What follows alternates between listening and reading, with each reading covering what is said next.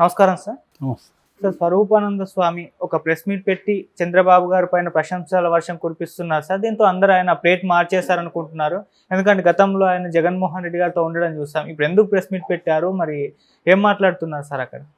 శారదా పీఠం విశాఖ, ఇది చిన్న ముసమాడ అని అక్కడ ఉంటుంది. ఈయన మామూలుగానే కొద్దిగా వివాదాస్పదమైన గురువు గతంలో కూడా. ఎందుకంటే ఈయన కొంత రాజకీయాలతో ఇన్వాల్వ్ అయి ఉంటాడు. గతంలో కూడా ఇటు జగన్మోహన్ రెడ్డి కావచ్చు, కేసీఆర్ కావచ్చు, తర్వాత రామ్ మాధవ్ బీజేపీ, టి సుబ్బరామరెడ్డి, ఇలాంటి వాళ్ళందరూ కూడా ఈయనతో అసోసియేట్ అయి ఉంటారు. జగన్ కొద్దిగా బిగినింగ్లో చాలా ఎక్కువగానే ఆయనతో అసోసియేట్ అయ్యాడు. ఈయన జనరల్గా రాజశ్యామల దేవత, శారదాపీఠం అంటారు దీన్ని. శారదాపీఠం 1997లో స్థాపించారు. అప్పటి నుంచి ఈయన పీఠాధిపతిగా ఉంటున్నారు. అక్కడ ఇండియాలోనే రాజశ్యామలకు టెంపుల్ ఇక్కడ మాత్రమే ఉందన్నమాట. సో రాజశ్యామల దేవి, శారద, వీళ్ళిద్దరూ ప్రధానంగా, ఇంకా అనేక టెంపుల్స్ అక్కడ ఉంటాయి ఆ కాంప్లెక్స్లో.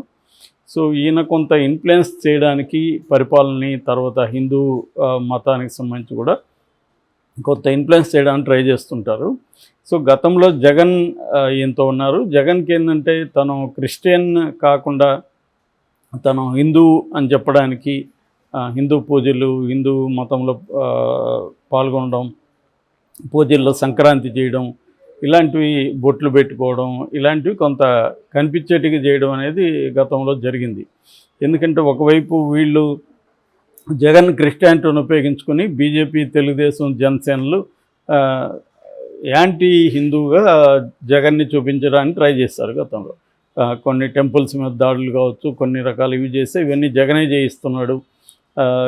అట్లాగే మత మార్పిడి జగన్ ఎక్కువ చేయిస్తున్నాడు. మన తిరుమలలో కూడా ఏదో ఒకటి ఉంటే అక్కడ సిలువ వచ్చింది. ఇలాగ రకరకాల పద్ధతులు తెలుగుదేశం మీడియా కావచ్చు, తెలుగుదేశం నాయకులు కావచ్చు, జగన్ని క్రిస్టియన్గా చెప్పి యాంటీ హిందూగా చేద్దామనేది ట్రై చేశారు. అందుకని జగన్ కూడా ఏంటంటే రివర్స్లో తను హిందువు అని చెప్పుకోవడానికి చేశాడు. ఇది నిజానికి జగన్ ఒక్కడే చేయలేదు. దేశం అంతా కూడా బీజేపీ వచ్చిన తర్వాత ప్రతి రాజకీయ నాయకుడు కూడా నేను ఎక్కువ హిందువు అని చెప్పుకోవడానికి ఎక్కువ వాళ్ళు ట్రై చేస్తారు. ఈవెన్ రాహుల్ గాంధీ కూడా అనేక టెంపుల్స్కి వెళ్ళడం, అవన్నీ చేయడం. అట్లాగే మమతా బెనర్జీ చాలా బలమైన హిందువుగా ఆమె చెప్పుకుంటూ రావడం. సో ఇక్కడ కేసీఆర్ అయితే నేను మీకంటే చాలా పెద్ద హిందువునని ఈయన చెప్పడం. అందుకని వీళ్ళందరూ ఏంటంటే సింబాలిక్గా యాగాలు చేయడం, యజ్ఞాలు చేయడం, తర్వాత ఏ ఈవెంట్ అయినా దాన్ని ఒక పెద్ద ఈవెంట్గా చేసి ఫోటోలు, వీడియోలు చేసి పబ్లిసిటీ చేయడం, ఇది బాగా పెరిగింది. యాక్చువల్గా మనది నిజానికి రాజ్యాంగంలో లౌకిక రాజ్యం, ఏ మతాన్ని కానీ బహిరంగంగా ప్రభుత్వాలు ఎంకరేజ్ చేయకూడదు, అన్ని మతాలు ఈక్వల్ అనేది మనకి రాజ్యాంగ స్పిరిట్. కానీ బీజేపీ వచ్చి దీన్ని మార్చేసింది. అక్కడ కాన్స్టిట్యూషన్లో మారలేదు, కానీ పొలిటికల్ లైఫ్లో కానీ పబ్లిక్ లైఫ్లో కానీ ఇది మారిపోయింది. మారిపోయి ప్రధాన నాయకులందరూ కూడా హిందూ మతాన్ని ప్రోత్సహించడం అనేది బలంగా పెరిగింది ఈ కాలంలో. సో ఈ కాంటెక్స్ట్లో ఈ స్వరూపానంద ఈరోజు ఒక ప్రెస్ మీట్ పెట్టి చంద్రబాబును పొగడ్డం మొదలుపెట్టాడు. సో సడన్గా ఇది మామూలుగా అయితే చంద్రబాబుకి ఈయనకి పడదు.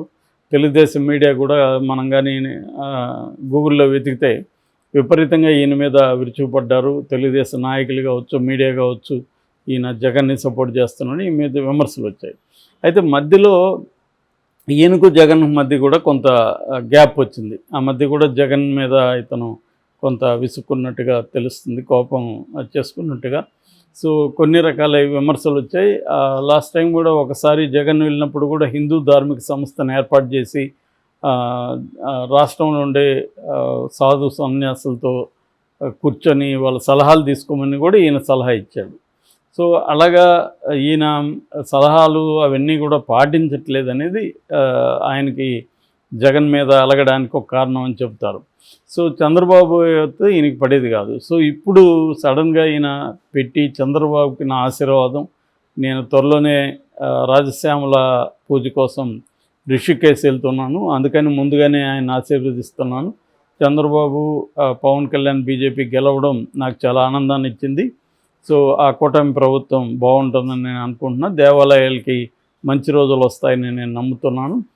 చంద్రబాబు చాలా సీనియర్ నేత అని ఇవన్నీ చెప్పాడు. చంద్రబాబు పెట్టుకున్న ముహూర్తం కూడా ఏదైతే ఉందో అది చాలా మంచి ముహూర్తం అనేది కూడా ఆయన చెప్పాడు. దాని తర్వాత నేనేదో ఇప్పుడు చంద్రబాబుని పొగడ్డం కాదు, నేను యాక్చువల్గా గతంలో కూడా మురళీమోహన్తో కలిసి చంద్రబాబు మళ్ళీ అధికారంలోకి రావాలని సాధువులతో కలిసి పూజలు కూడా చేశాను గతంలో కూడా. సో ఇప్పుడు కూడా చంద్రబాబు రావడాన్ని నేను ఆహ్వానిస్తున్నాను.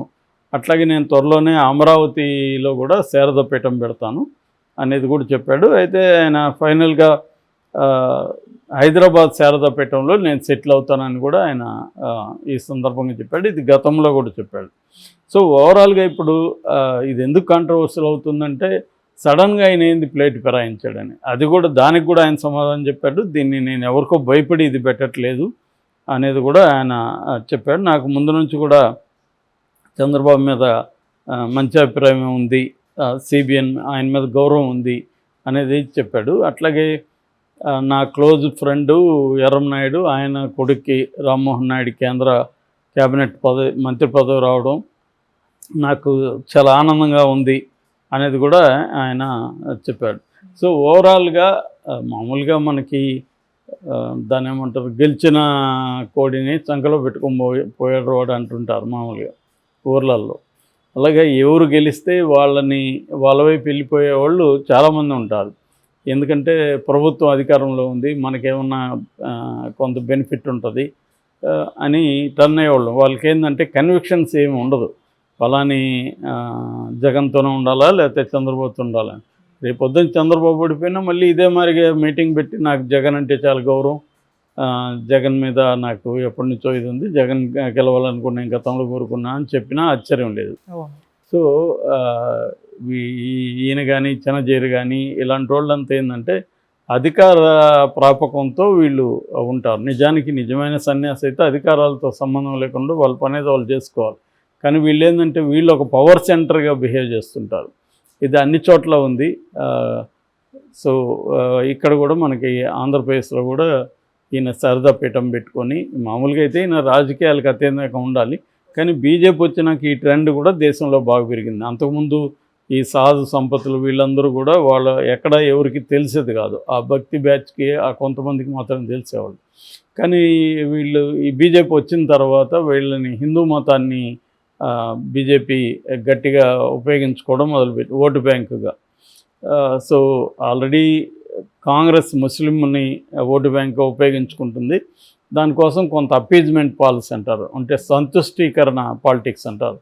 అటువంటి ఒక సంతుష్టీకరణ పాలిటిక్స్ అనేది కాంగ్రెస్ చేసింది ఖచ్చితంగా వీళ్ళ వైపు, మైనారిటీస్ వైపు. దీని వల్ల ఏమైందంటే మామూలు సాధారణ హిందువుల్లో కూడా కొంత అసంతృప్తి వచ్చింది. వీళ్ళు మైనారిటీ ఉన్నారు, వీళ్ళకి ఎక్కువ ఇంపార్టెన్స్ ఇస్తున్నారు. దీన్ని కరెక్ట్గా బీజేపీ ఉపయోగించుకొని సో కాంగ్రెస్ కానీ లేకపోతే ఇండియా కూటమి అంతా కూడా వీళ్ళ వైపు ఉంటుంది అని ప్రచారం చేసి మైనారిటీల వైపు ఉంటుంది, ముఖ్యంగా ముస్లింల వైపు ఉంటుంది. మేము వస్తే ముస్లిం రిజర్వేషన్ కూడా రద్దు చేస్తామని ఒక బలమైన సంకేతాన్ని ఉపయోగించుకోవడానికి వీళ్ళు ట్రై చేశారు బీజేపీ వాళ్ళు. సో ఈ క్రమంలో ఏమైందంటే ఈ సాధువులు, సంపతులు, పీఠాధిపతులు వీళ్ళందరూ కూడా పొలిటిసైజ్ అవ్వడం మొదలుపెట్టారు. అంతకుముందు కూడా వీళ్ళకి పాలిటిక్స్ మీద కంట్రోల్ ఉంది. నేను ఆ మధ్య కూడా ఒక డాక్యుమెంటరీ కోసం కర్ణాటకలో ఒక 3-4 మఠ్స్ ఉంటాయి అక్కడ పెద్ద పెద్దవి. వాళ్ళ దగ్గరికి పోతే అక్కడ ఆల్బమ్స్ చూస్తే అన్నిట్లో సోనియా గాంధీ, మోడీ అందరూ వాళ్ళ కాళ్ళ మీద పడి నమస్కారాలు చేసుకున్న ఫోటోలు అవన్నీ ఉన్నాయి అక్కడ. అంటే వీళ్ళు ఏంటంటే బలమైన ఇన్ఫ్లుయెన్సర్లు అని చెప్పచ్చు. మనకి ఇక్కడ సోషల్ మీడియాలో మనం ఇన్ఫ్లుయెన్సర్లు ఎలా మాట్లాడుకుంటాము, సామాజిక జీవితంలో వీళ్ళు ఇన్ఫ్లుయెన్సర్లు, ముఖ్యంగా హిందూ ఓట్లకు సంబంధించి. కర్ణాటకలో అయితే ప్రతి మఠం కింద 200-300 స్కూల్స్, అదర్ ఎడ్యుకేషన్ ఇన్స్టిట్యూట్స్ ఉంటాయన్నమాట. సో వాళ్ళు సంవత్సరానికి కొన్ని వేల మందిని విద్యార్థులను తయారు చేసి పంపిస్తుంటారు. అందువల్ల వాళ్ళు బలమైన ఇన్ఫ్లుయెన్సర్స్ కాబట్టి వాళ్ళ ప్రాపకం కోసం ప్రతి పొలిటికల్ పార్టీ ట్రై చేస్తుంటుంది. ఇది ఒక కాదనలేని సత్యం మనకి. అంటే ఓవరాల్గా హిందూ మతంలో ఇటువంటి మఠాలు ప్లే చేసే రోలు చాలా బలమైంది. పైగా వెరీ వెరీ ఆర్గనైజ్డ్గా ఉంటుంది, వాళ్ళు చాలా స్ట్రాంగ్గా ఉంటాయి. ఈవెన్ ఫైనాన్షియల్గా కావచ్చు, సోషల్ బేస్ కూడా వాళ్ళకి చాలా స్ట్రాంగ్గా ఉంటుంది. అందువల్ల ఇది కామనే. ఇప్పుడు అధికారంలోకి చంద్రబాబు వచ్చాడు కాబట్టి ఈయన ఇటు ప్లేట్ ఫిరాయించాడు. మరి దీనికి చంద్రబాబు ఎలా రియాక్ట్ అవుతాడనేది మనం చూడాలి.